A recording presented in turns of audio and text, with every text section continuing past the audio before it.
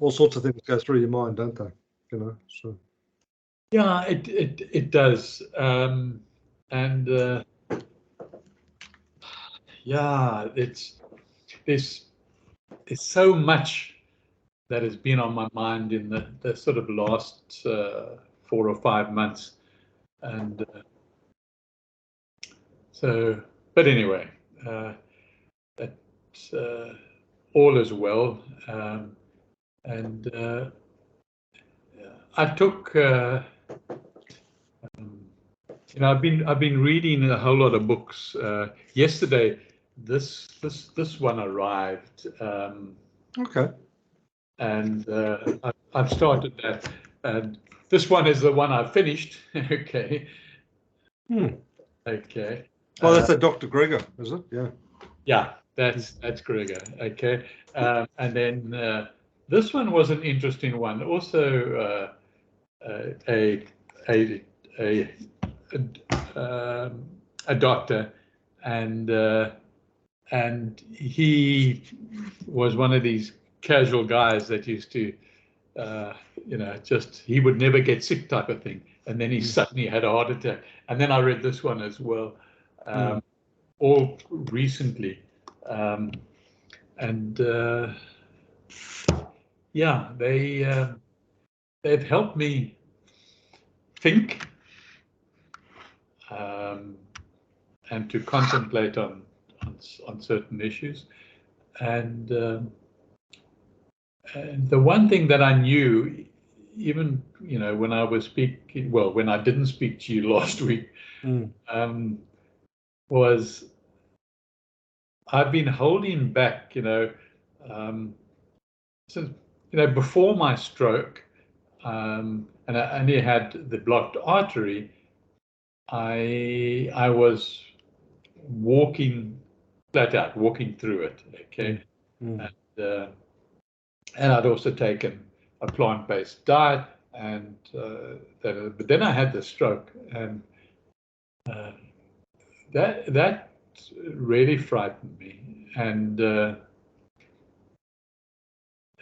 yeah, knowing that they put a stent in one side, and the other side was just as blocked as the one with the stent in, and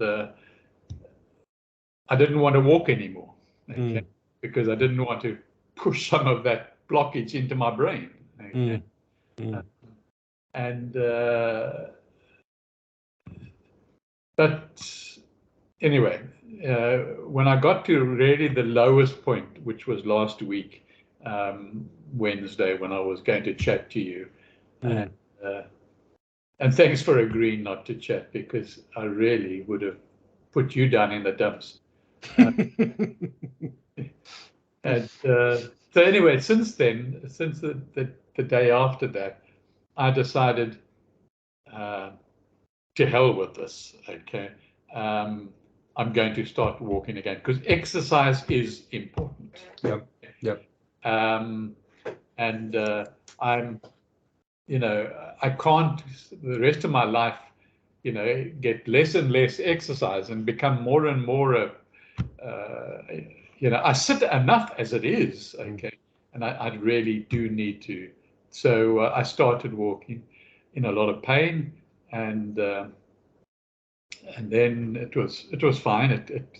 And then the day before yesterday, I walked a little bit further than I usually do, and yesterday a little bit further still, and then today I must share something with you, okay, really important for me, and that is I walked the longest I've walked since I've been in Australia. Okay, but more importantly, I had no pain in my leg for the first time since the middle of last year. Okay, that's really good. First time today. Okay. So I haven't told my wife yet; she's still at work, and so yes, that is for me absolutely amazing. But it's also telling me something, that I'm on the right track with my diet. Because Gregor says in this, and also the videos that I watch every single day of his, he says if you're on a really strict plant-based diet, not making any exceptions, okay, as far as meat, fish, and dairy is concerned, no exceptions. You should, within 6 to 9 months, you should start unblocking blockages that you've got in your arteries. Oh, really? Okay. Yeah. So, you know, that's been a great motivating factor for me. But for the 6 up until my stroke, I had made exceptions, you see. You know, we'd go out to the coffee shop, and you know, I would have a salad with an egg on top of it. Okay, or I'd have a smashed avo with some bacon in it. And you know, it was my attitude at that stage was, it can't be that bad, you know. And then you know how you justify this damn stuff. Anyway, from the time I had my stroke, I said to myself, and this book also, where was it? This one, this Caldwell Esselstyn, he said, don't make any exceptions under any circumstances, okay? Because it's like taking a drug, okay? If you're coming off drugs, okay, you're not going to make an exception and quickly have another drug, okay? And he said, you know, the same thing with this food. So since my stroke, I haven't made, well, since I've read the book, which was afterwards, actually, to the beginning of this year, I think somehow that resonated with me. And I've been making absolutely no exceptions, okay? And I think it's because of that today I experience no pain in my leg. On the second half of my walk, not the first half, the second half of my walk, the pain had just gone, and I was like amazed. I mean, you can imagine 6 months walk. Whenever I walked, I had this pain in the calf muscle. Anyway, that's the good news for today. Now, tell me something about your good news. Well, I want to ask you a question first before we jump into it. So, one of the things I've been, I've got my hand on it now. Anyway, yeah, there it is. So I've been reading this book, Spiritual Disciplines. Yeah, and I've got a lot of time for this author, this Dallas Willard. Is really, well, from my perspective anyway, speaks a lot of truth. And like one of the, so he talks about the spiritual disciplines. So like, you know, that Christ just didn't act in a certain way when he was under pressure, or, you know, when things weren't going so well. He lived his life in a certain way, which is a huge parallel to what you've just described there, you know, that no exceptions. Yeah. This is what needs to be done. Right. So one of the spiritual disciplines, well, actually, I've got them here that, you know, that sort of been summarized, and they sort of put them into 2 categories, like the disciplines of abstinence, which is solitude, silence, fasting, frugality, chastity, secrecy, and sacrifice, and the disciplines of engagement, which is study, worship, celebration, service, prayer, fellowship, confession, and submission. But the one that's been piquing my interest a lot, because the solitude ones I don't have an issue with. As a cave dweller, that's easy, you know? Except for one. And it's one that I haven't got my head around, but I know you've practiced it, and that's fasting. Yeah. So, and it sort of occurred to me that as I was listening to you speak just then, that, no exceptions and plant-based diet and stuff like that. But what's your experience of fasting? Well, from my perspective, from a spiritual discipline, like it's almost like, well, why? Is it one where, that you treat food as a precious and sacred thing, therefore, like an extreme of it is gluttony, or is it something else? Yeah, it's an interesting topic. I've found with my fasting, I've been fasting, the concept of fasting before I left South Africa, in fact. But there's fasting. First of all, let me just make this differentiation. There is fasting on, for a couple of days or a week or so, where you just drink water, okay? And so, for example, like if you look at like Islam, like during Ramadan, they don't eat between sunrise and sunset. Is that fasting? Well, not really. No, that's not fasting. I mean, they eat in the morning and they eat in the evening. Okay, most people only eat twice a day anyway. So no, that's and I don't mean that unkindly. It's what I mean is the reason that I think that they were taught to do it was to make them aware of a time to think spiritually, maybe to contemplate. That's the time to do these things, okay? So yeah. So anyway, you get a long fast, and you get then what is termed these days a 16-hour fast, okay? From the time you last eat in the evening to the time you have your first meal when you wake up, okay?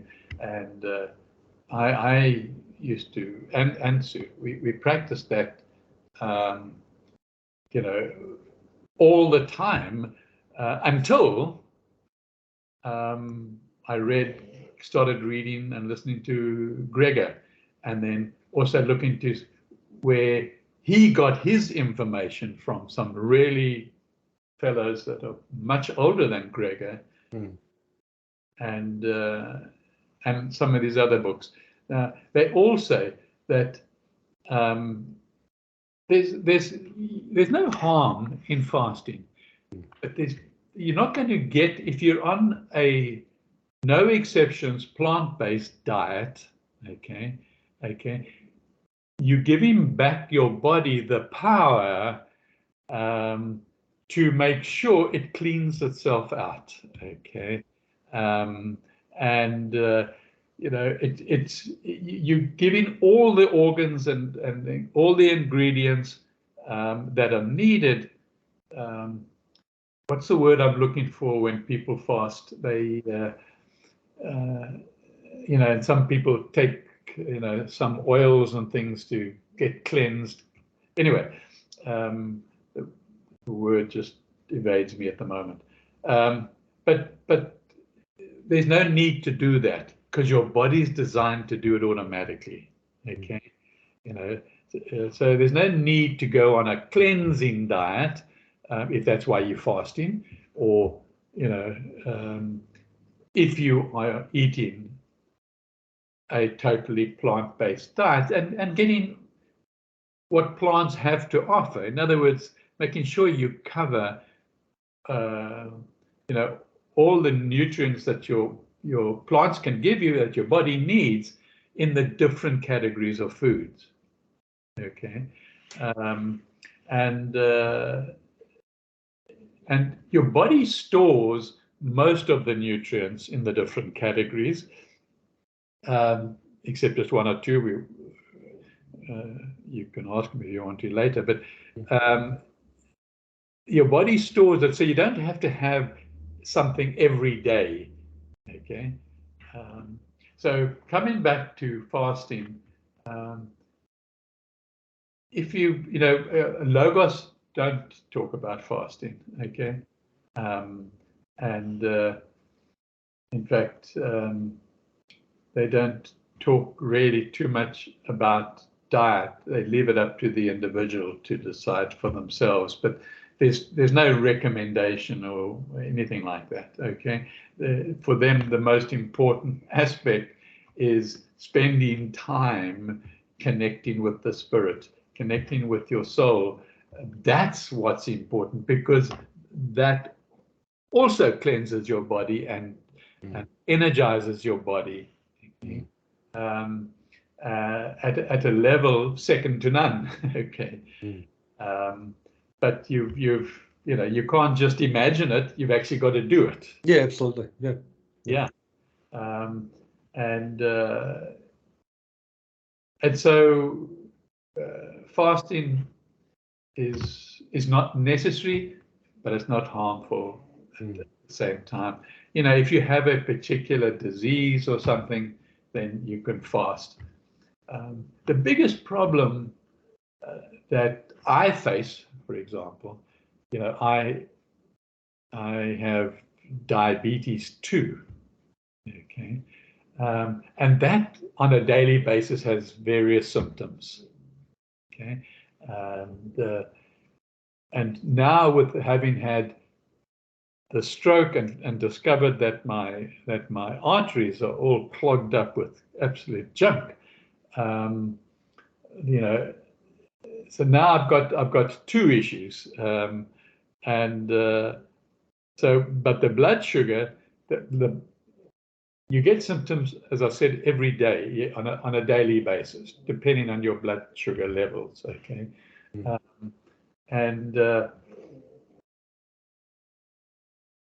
I am hoping that, according to one of these authors, I'm not sure who it was at the time, said that through a no exceptions plant-based diet, you can cure yourself from diabetes. Okay. Now that is profound, because every single bit of research you do, diabetes cannot be cured. Okay. 15 minutes before we started our thing today, this afternoon, I was researching for a Get Set Up class on AI, and I decided to deal mostly with diabetes and dementia. And they just state categorically, no matter which website I go to, that diabetes can't be cured. This sort of, I can't prove them wrong yet. Okay. But I've got a damn good gut feeling that I'm going to. And there are plenty of cases that these authors quote where diabetes has been cured. Okay. So in other words, their liver's getting back to, or their pancreas getting back to delivering the right amount of insulin and the amount of sugars getting into the cells that need to get there. Well, intuitively, you'd have to say that would have to be the case, because, like, my understanding is with the milder versions of diabetes, it can just be managed through diet, can't it? Without the intervention of drugs. So. Yeah, it can be, but it doesn't cure it. Okay. You see, your word was managed, and you're quite right. It can be managed through diet. And I nearly bought one before I had the stroke. You have these monitors that stay permanently on your arm, on your body, and glucose monitors, and so you can eat something and see how it pushes up because each person's body reacts differently to foods, the same foods. Yeah. Okay. So it's very difficult for. Well, probably not only foods. Like, I imagine, like when you're stressed, it has an impact as well. Yeah, definitely. definitely. And when you exercise too. So, but it's all you can do, because you're having the symptoms that I said earlier on a daily basis. You can just watch and try and keep it down, or you see, oh, that food has gone, pushed it up, or, you know, I ate my beans, and that keeps it moderate. Okay, very powerful food for people with diabetes is beans, and you know, dried beans, not green beans. Although green beans is not unhealthy either, but I'm talking about, you know, pinto beans and black beans and things. Okay, so I got off the mind. What was I saying? You know, that it can be cured. Yeah, which is that's it. I'm recording everything in articles now on my new website, and I'm sending out, you know, weekly emails related. So I've got a record for myself publicly, and anybody else that you know, gets a tiny bit of benefit, well, that's great. Okay, and so I'm following it, and I'm watching it carefully. My GP, like all GPs, you know, you'll never go off any of the medication that you're on. Okay, and one of them is blood sugar medication. Okay, and the other one is cholesterol medication, and then blood thinners. Okay, but I am not going to be stupid. Okay, so I'm going to watch carefully, which I'm doing now with my own testing, but going back to the GP every 6 months and having a proper blood at Path West or something like that, and then make my own decisions, and I'll tell the doctor, you know, whatever those decisions are and what I was doing. Okay, and yeah, we'll just see how. But today was a milestone. Today, second to none. Really amazing. Anyway, now back to you. Yeah, well, I've sort of been undergoing a quiet revolution, I guess. So when I came back from my big drive, you know, and all that quiet time in the car contemplating life, one of the decisions I came to is I've got to better understand who I am, because it's hard to make change if you are blind to things that are holding you back. So one of the good friend of mine is trained in the Enneagram. I don't know whether you've heard of it or not before. Enneagram. It's quite an ancient tool, actually. It's been around for thousands of years. And basically what it does is sort of categorizes in a broad sense like 9 different personality sort of traits and behaviors and stuff like that. And for me, it's been quite revealing, because I mean, there's lots of stuff that I knew, but there was other aspects of the personality type that, you know, sort of hit me in the face like a wet fish, you know. So, and you know, it really seemed to me that, you know, some of the big challenges for me was, you know, not connecting. Surprise, surprise. And also, you know, just lacking warmth and generosity and some of those aspects. So I've sort of been thinking about a lot of those things, and about, you know, what I need to do and what I am going to do, and that flows through just about everything in my life. So, you know, it's like, well,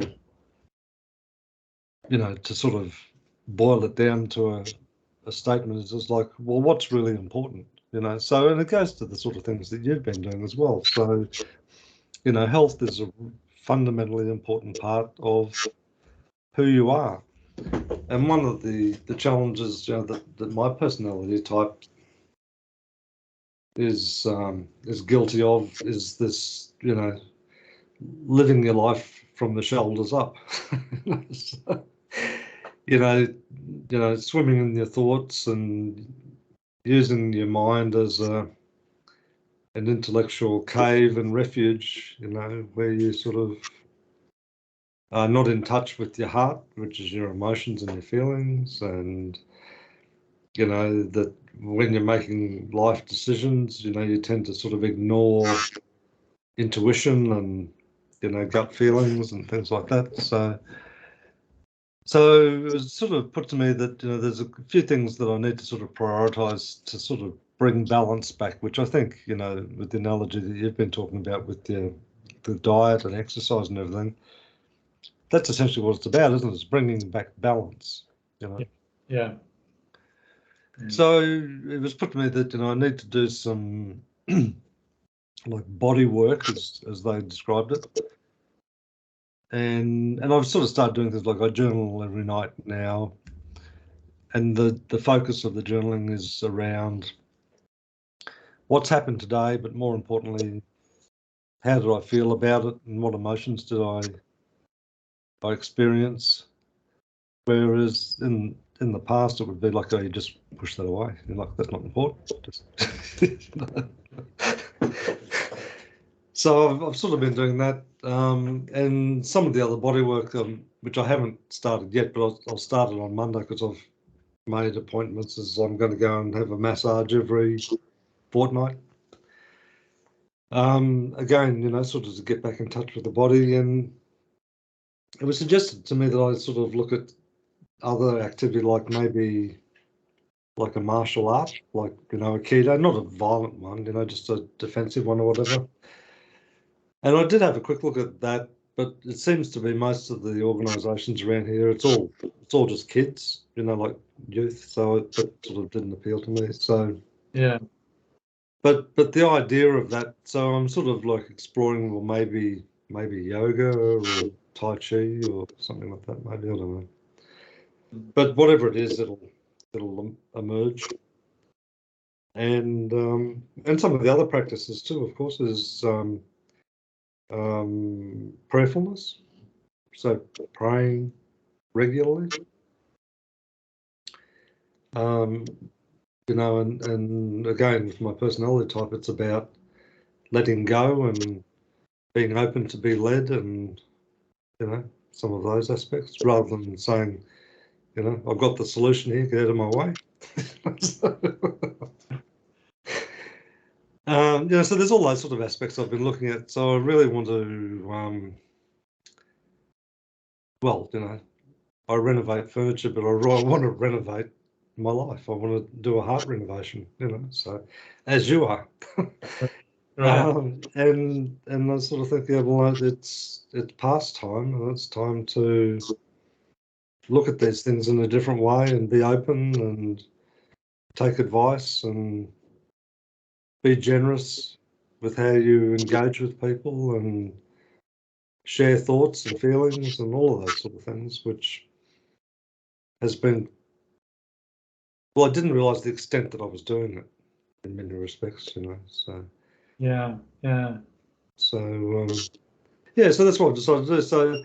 So when I look at things like work, I've been asking myself, quite seriously now. It's like, well, is this the best use of my talents? And there's always that fundamental question, you and I sort of touched on for a long time, is, it's impossible to help someone who doesn't want to be helped. So why do you even try? Right.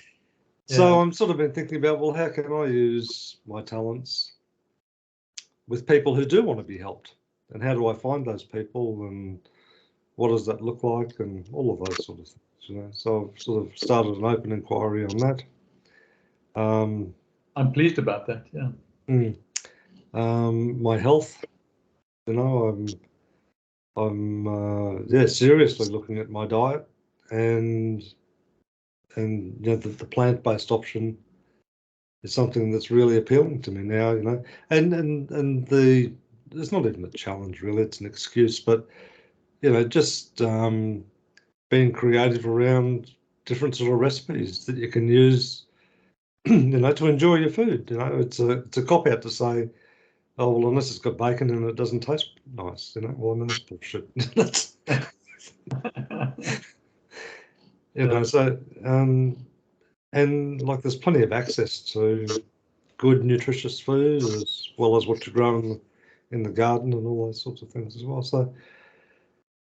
So I decided, you know, like on with Mum's passing, and I think that was a big part of the catalyst too, was like, you know, well, you know, you sort of reflect on her life and think, well, you know, not so much, you know, is that it, but you know, like there was sort of a dawning realization that, well, you know, like the clock is ticking, and what's ticking away is not time, it's your life. So, you know, it's time to make the best of what you've been given, you know, and try and make it a blessing, you know, for others as well. So, yeah, so that's what I've been really focused on in the last couple of weeks, and it's one of those things like yourself with the plant-based diet. You know, we make decisions every day, but then there's those fewer decisions that really are decisions. It's non-negotiable. It's just like, no, this is the way it's going to be, you know, and that's the discipline around it. So, you know, when I've sort of been studying, like even the, you know, the spiritual disciplines, you know, and you think about, well, you know, like how Christ led his life, it was exactly the same thing. It's like, no, this is the way I'm going to do it because this is the way it needs to be done. Yeah. You know, so and I thought to myself, well, what better role model could you have? Yeah. You know, and not just sort of saying, oh, you know, like that doctor, oh, I'm doing okay, so I'll be fine. It's like, no, it's more fundamental than that, you know. So Yeah. you know, which is like walking down the middle of the road saying, you know, well, I haven't been hit by a car yet, so I must be fine, you know. So Yeah. you know, so so that's kind of what's been on my mind. You know, you speak about you know, having tasty food and find recipes and things like that. I admire you. If you can do that, that's great. You know, I do, you know, most of the cooking, okay, because my wife is out working. And I'm not, I've never been into cooking, okay.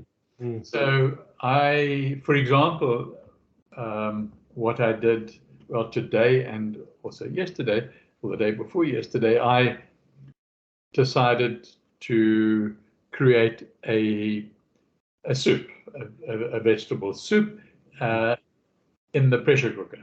Okay, and now that gives you so much opportunity to give the whatever flavor you want. Okay, you know. You know, we've got a lovely organic plant-based stock, okay, and I've got piles of all sorts of dried herbs and spices and things like that. So I really did, both the other day and today.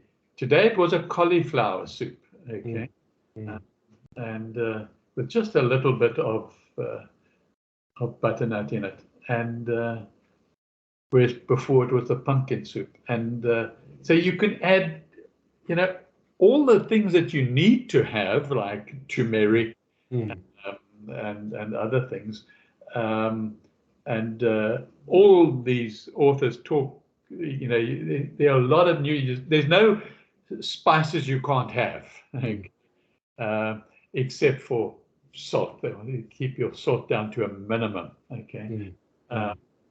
And so that was one way. And in summertime, you know, you can't make a soup. Okay? No, it's all salads and stuff. So we're at the time now. But then every day now we think of, you know, we've got to get everything in that I know we've got to get into our stomach. So I make a green smoothie every single morning for Sue and I. Okay, and every morning I don't work to any sort of recipe. Okay, I just have a look at what we've got. I make sure that I've got berries and frozen berries and a whole variety of frozen vegetables, like broccoli, kale, spinach, and things like that, and then some fresh fruit, and it all goes into the smoothie. So I have no idea until I tasted what it's going to taste like. Okay,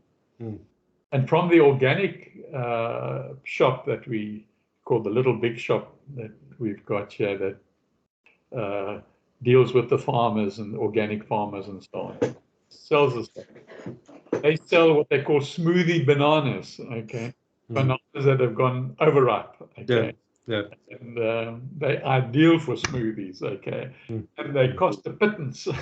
Yeah. And,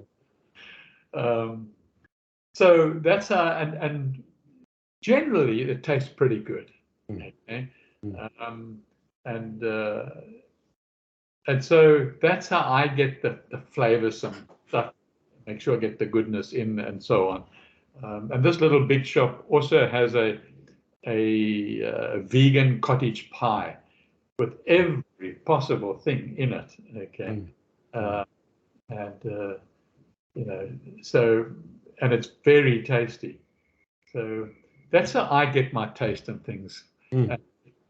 Whereas you're going to look for your own recipes and make up stuff. And well, I had dinner with a friend there. I don't know, probably a month or so ago now, maybe a little bit longer. And he and his wife are vegan. Yeah. And went over to his place, and it was like, oh yeah, we're having shepherd's pie for dinner. And I thought, oh well, this will be interesting. and it was basically just like the ingredients of the pie itself was just like mushrooms and lentils and things like that. And it just had the top of the pie was I think it might have been like a mashed pumpkin or something like that. Or potato, yeah, and I mean it was delicious. It really was delicious. Yeah, I thought. Because you've got the access to herbs and spices. You see, you can make any vegetable delicious. Yeah, it doesn't have to be bland. So it's actually, I find it very easy to make something, especially now that I know that the more herbs and spices I add to my food, the better for me. Well, and I also just noticed too that like if you eat a piece of meat, like you get this heaviness feeling in there. But if you're just having vegetables or those sorts of or plant-based foods and that, you don't have that heaviness, and it seems to purge your body quite quickly. So I find you eat less because you get fuller. Your body is satisfied very quickly. Okay, and there's no urging. There's nothing like, let's say you eat something like salted peanuts, you can't stop eating them. Okay. There's nothing like that with the plant-based diet. You sort of get full, and we found our portions have diminished dramatically in the last few months, and we're totally satisfied. And I sometimes have to eat something because I think now I'm watching different categories, and I think, and I've got an app from Gregor on my phone, and it's just a reminder. He said, just to remind you, I'd say you've got little ticks for different categories and it's like that. And then you just tick them. And sometimes I get through the day and there it is there. I don't know if you can see that far or not. No, not really. It's too bright. Yeah. Okay. Yeah. Oh, was that better? Okay. Yeah, close. Yeah. Okay, yeah. You see, you got the little squares there that you would tick. Okay.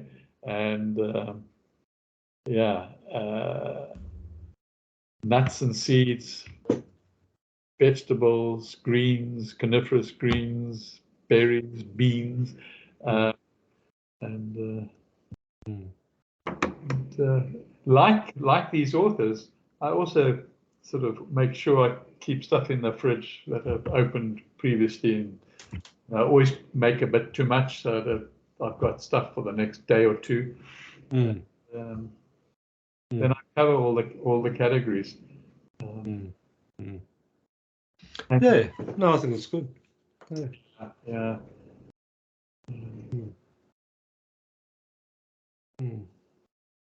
So that friend of mine who helped me a lot in terms of like a really detailed proofreading of my book and that sort of stuff. She loves champagne, so I thought, oh well, I'll buy her a nice bottle of French champagne. And then I thought to myself, well, that's sort of quick and easy, but make it a bit more meaningful and worthwhile. So on the weekend, I decided to make a box to put it in out of French oak. Wow. So I made this this box, which I'll pack it up and send it off. Yeah. That's fantastic. So makes it a bit more meaningful than just getting a bottle. Got her name in it somewhere. Yeah, well, yeah. So I think that's being a bit more generous. More grateful. And grateful, that's right. That's right. Yeah. Yeah. So one thing I was going to show you too is I'll show you a picture of I mean, it's not final yet, but how I think the book cover might look like. Okay. Let me see if I can find it here.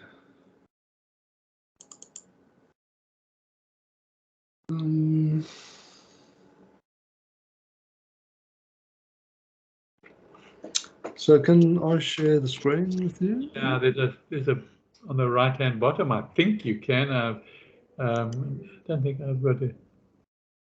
So can you see? No. Yeah. So yes, can you see the book? Yes, I can. Yeah. So that's kind of where it's at the moment. I think on the back cover, what I'll do is I'll edit that down a fair bit. And I was thinking about getting a professional portrait done of me and the dog. Right. Put it in there. So that would also be good. Yeah. That is magnificent. That is magnificent. So, but I was still mulling over whether that's going to be it or not. But I quite like it. But I suppose the fundamental question with any book, and you look at the book covers of all those books you've got in front of you, there is that, you know, when you're looking for books, like you look at the book cover and like there's a sort of is there a connection sort of thing, you know? So I don't know. Maybe I'm overthinking it. You know, but there must be a connection for you, okay? Yeah. So you got to ask yourself that image with it's going to take as long as it takes as the title to the book. If you're going to stick with that title, you know, is there a link between that image and that title? But anyway, yeah, that's where it's at today. Yeah, but it's been interesting because I mean I've been in these discussions with a professional photographer. Yeah, and that was sort of a big part of the discussion with her. Was it's like, you know, well, you know, who ask yourself who you're trying to connect with.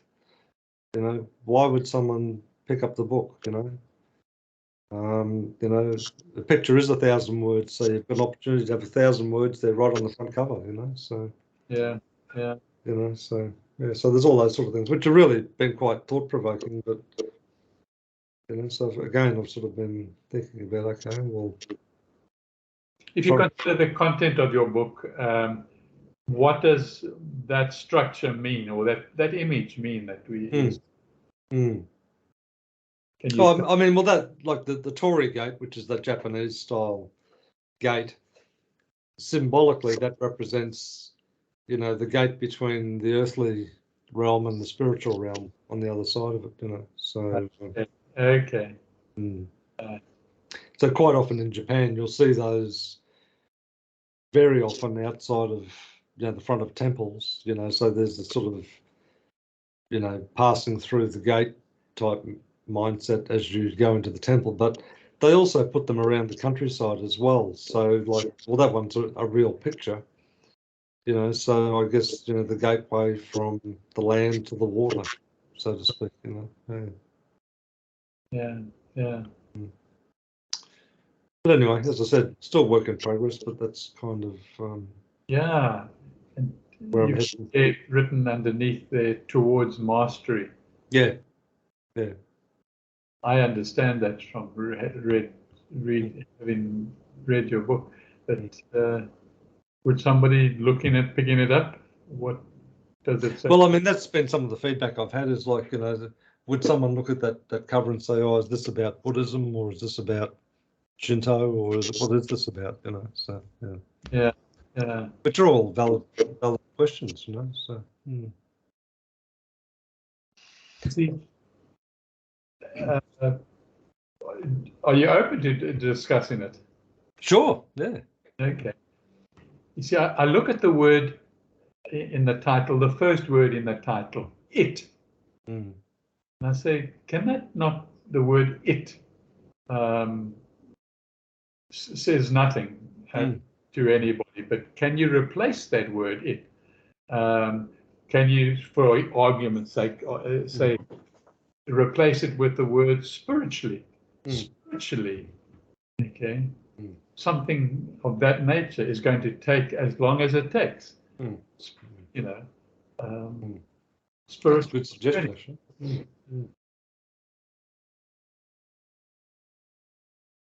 Because when one of my brothers looked at the title, his comment was, "So how long does it take?" Yeah, that would be my brother as well. Can only be a brother. To which I replied, a bit.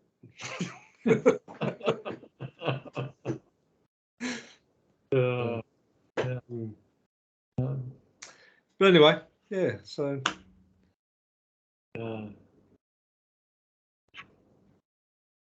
So that's kind of where that's starting to head. For sure.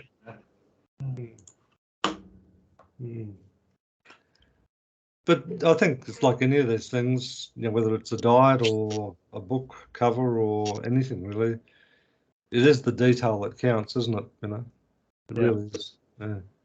Yeah, and also, you know, when I think, as you know, I tend to read a lot of books, particularly on a specific subject that I want at that particular time. And then when I don't have any particular subject, then I go to science fiction. Okay. And I enjoy the science fiction. So reading is part of my life. It's interesting when you're saying you're doing a bit of research there on AI. You know, I don't know whether you saw there was a news article this morning that one of the so-called fathers of AI, who's working with Google, pretty much spontaneously stopped and tore up his contract and says, no, this is not a good thing. No, I didn't see that. I don't tend to see daily news anymore. Yeah. I used to have it coming up, but I don't anymore. Well, it's sort of interesting, isn't it? Because I guess sort of how I sort of reflected on a little bit, which is like the age-old spiritual, you know, battle, isn't it? That, you know, that if you approach things from a, you know, spiritual principles perspective, then it serves humanity and, you know, takes you in a positive direction. But if you approach it, and AI is one of those things, where if it got into the hands of, you know, some sort of despot who was trying to use it for their own means, well, then it could mean the end of civilization, couldn't it? You know, so. Yeah, but it's going to get into the wrong hands. It's already got into the wrong. In the wrong hands, yeah. And you know, all this scamming and frauding of banks and things like that, it's all driven by AI. Okay. Well, the analogy that this guy said on the news this morning was, he said it's like standing in a room with 10,000 people, and every time someone learns something new, everyone in that room instantaneously learns it. Yeah. And he said, so, like biological intelligence, like human intelligence, is completely different than artificial intelligence. Like they are just not the same thing. Yeah. If you just consider just any people in life, not AIs at the moment, any people, generally, our consumeristic society is corrupt. Okay. Oh, absolutely. Yeah. Okay. And doctors give you, medication that they're going to get a kickback on. Okay. Yeah, because Big Pharma says this is what you need. Yeah. And so they get a commission for promoting this, or they get something. Now, AI has been developed by these people. Okay? So what is the outcome can't be good. In my research, I came up with, that I use ChatGTP. Okay.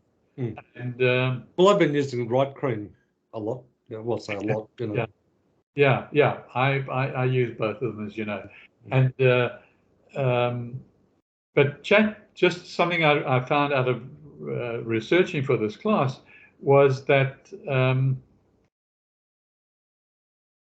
ChatGTP has been caught telling lies. Telling lies. My God, I mean, I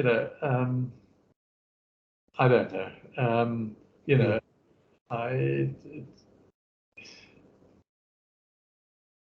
It's not going to go away. It's not going to go away. Well, I don't think they could stop it if they wanted to now. I don't think they could. No, because you see, there lots of, the positive side of it, it can learn to drive motor cars and fly spaceships and, and certainly can get information that you want, very quickly. Well, according to my son, everything's like from some of the stuff he's been reading, because he's an IT. Yeah. He said, like it's writing software that no one understands. Yeah, it's what happens to that? It must be relevant to something, especially with the self-learning, and I guess that's what your son is saying too. Through self-learning, they're writing software, and where will that go?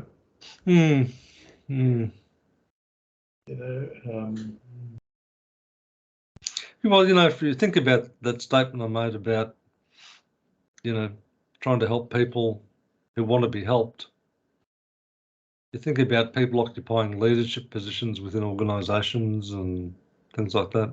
Yeah. But I don't know that they want to be helped. I think they're on their own agendas, aren't they? Yeah. So. Yeah. And we're not talking about the future. We're talking about now. That's right. Yeah, it's not this might happen. It's happening right now. Yeah. So there's a lot of AI medical stuff which looks promising and is currently in use, but again, it's somebody that sells it. Okay, they developed it, and they're not looking for cures on anything that I think. It's just looking to make money. Yeah. Michael Greger here in the book that you can avoid any type of dementia, Alzheimer's, and it's all in your diet, all in the diet. Okay, and he said, but you don't know that you got dementia. Yeah, you don't know what you don't know. Yeah, you come out of an experience with your mom. Did she ever acknowledge that she had some type of dementia? No, when she was sort of lucid, the best you would get is she'd just say, "Oh, I can't think of the words," or she'd get really frustrated because she just would start to talk about something, then just lose it completely, and things like that.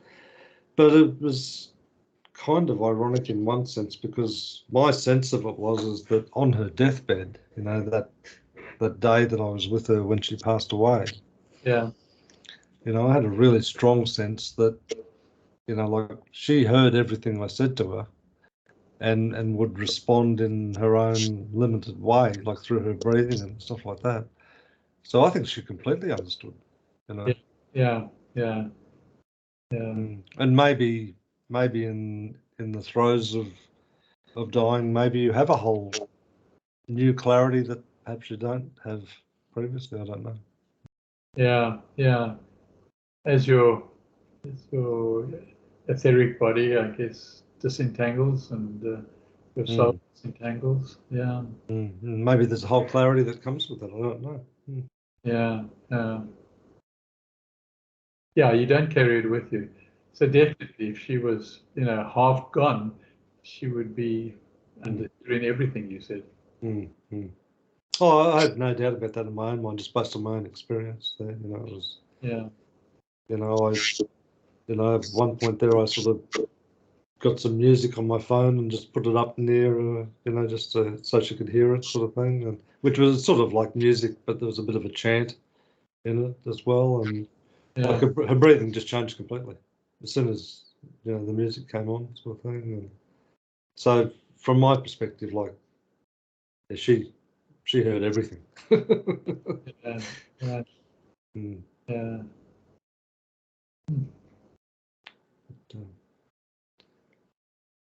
The mystery and the joys of life. Huh? Yeah. Yeah. This life. This life, that's right. Yeah. It's interesting too, because I saw there that, you know, with that new telescope that they've got up in the orbit at the moment, Yeah. The James Webb. and it's all these incredible discoveries and everything, and apparently it's got them seriously rethinking the Big Bang now, because what they're sort of saying is that they believe that they've got evidence where they can see the edge of the universe, and lo and behold, you know what's on the other side of the edge? Another universe. Yeah. Yeah. Moya talks about the Big Bang. Okay. And it's not like scientists envisaged it. Okay. It was basically